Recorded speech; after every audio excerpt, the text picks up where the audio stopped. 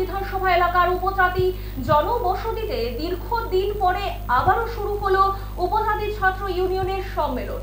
রবিবার কালীখলা এডিসি ভিলেজে অনুষ্ঠিত হয় সংগঠনের ৭ম অঞ্চল সম্মেলন। একটি বাড়িতে অনুষ্ঠিত এই সম্মেলনে 4টি ইউনিট থেকে সর্বমোট ৩১ জন প্রতিনিধি অংশগ্রহণ করেন।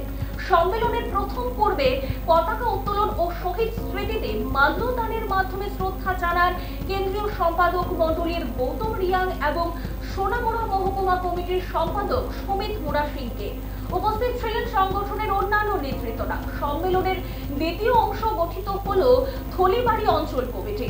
14 সদস্য বিশিষ্ট এই কমিটিতে সভাপতি নির্বাচিত হন পিন্টু ত্রিপুরা এবং সম্পাদক হিসাবে নির্বাচিত হন নরেশ ত্রিপুরা।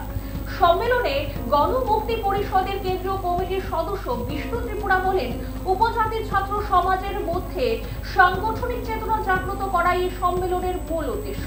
তিনি আগামী দিনে সংগঠনের কার্যক্রম ধারাবাহিকভাবে চালিয়ে যাওয়ার উপর গুরুত্ব দেন। দীর্ঘ বিরতির পর এই সম্মেলনের মধ্য দিয়ে ধনপুর বিধানসভা এলাকার উপজাতি ছাত্র সমাজে সংগঠনের প্রতি নতুন করে উৎসাহ আগ্রহ লক্ষ্য করা গেছে।